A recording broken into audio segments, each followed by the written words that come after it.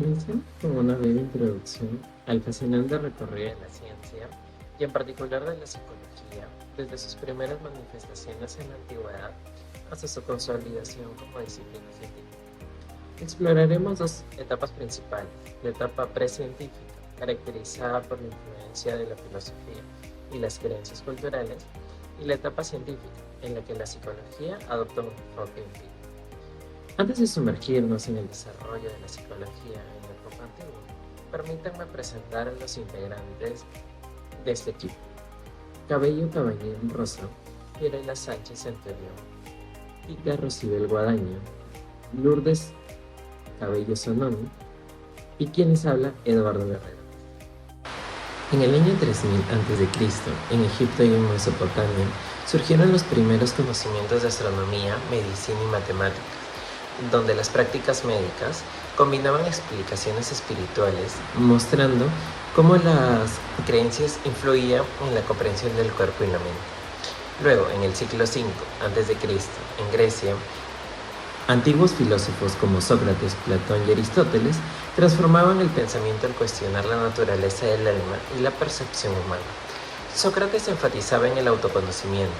Platón veía el alma como inmortal y separada del cuerpo, y Aristóteles vinculaba el alma a la vida y al cuerpo, sentando las bases para una psicología más sistemática. En el mismo periodo, Hipócrates propuso la teoría de los cuatro modos, que surgieron del comportamiento dependido del equilibrio de estos fluidos corporales. Aunque superada esta teoría, fue un intento inicial de relación a la salud mental, con factores físicos influenciando la idea de que la mente tenía bases corporales y no solo espirituales. En esta fase de la antigüedad marcó los primeros pasos hacia una comprensión del ser humano más allá de lo religioso. Hola, soy la ponente Rosa Cabello y te voy a hablar sobre la evolución de la ciencia y la psicología en el Renacimiento. La Edad Media se inicia en el siglo V hasta el siglo XV. En esta época había una fuerte influencia de la filosofía escolástica. La religión influye en el conocimiento científico, sin embargo la ciencia da sus aportes como el inicio de la alquimia, que fue la base para la química moderna. La psicología inicia conceptos sobre la mente y el alma, pero bajo un enfoque religioso. Por ejemplo, enfermedades como la epilepsia y la esquizofrenia eran interpretadas con signos de intervenciones divinas o demoníacas, practicándose en este tiempo, por ejemplo, el exorcismo. La escolástica, que era un método de aprendizaje y de enseñanza en las universidades medievales de la época, fue importante para la creación de nuevas ideas sobre la mente y el alma, como por ejemplo las de Santo Tomás de Aquino, quien fue un teólogo y un filósofo influyente de aquella época. Él trató de reconciliar la fe con la razón y exploró ideas sobre, por ejemplo, la naturaleza del alma, la conciencia y las percepciones. Renacimiento, siglo XV hasta el siglo XVII. Hubo avances en la ciencia, como por ejemplo los aportes de Copérnico, Kepler en la astronomía y de Vesalio en la anatomía. En la psicología surgen conceptos nuevos como el dualismo, que fue formalizado por René Descartes en el siglo XVII. Él indicaba que la mente y el cuerpo eran dos sustancias totalmente diferentes.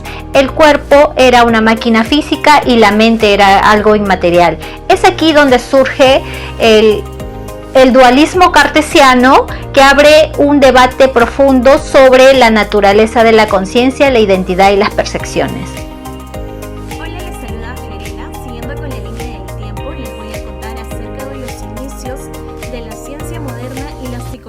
Científica del siglo XVII al siglo XIX. En el siglo XVII al siglo XVIII nos enfocamos en una filosofía natural, empirismo y conductivismo.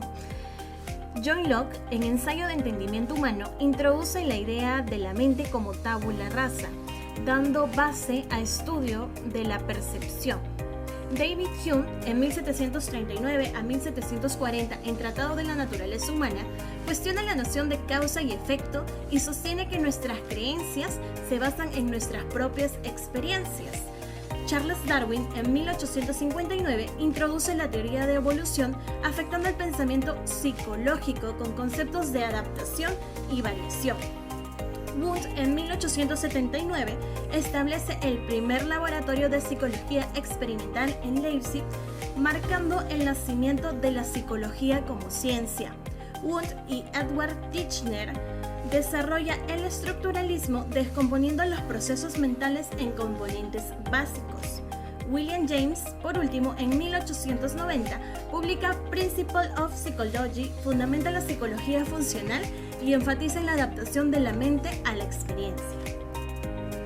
Hola, soy la ponente Rosibel y les voy a hablar sobre el desarrollo de corrientes de escuelas y las escuelas de psicología en los siglos XIX y XX, donde se lleva a cabo a finales del siglo XIX el estructuralismo, que fue inspirado por Wundt y Edward Titchener, quien analiza la estructura de la mente. A inicios del siglo XX nace el psicoanálisis por Sigmund Freud, donde se publica la interpretación de los sueños en 1900, desarrollando así la teoría del inconsciente.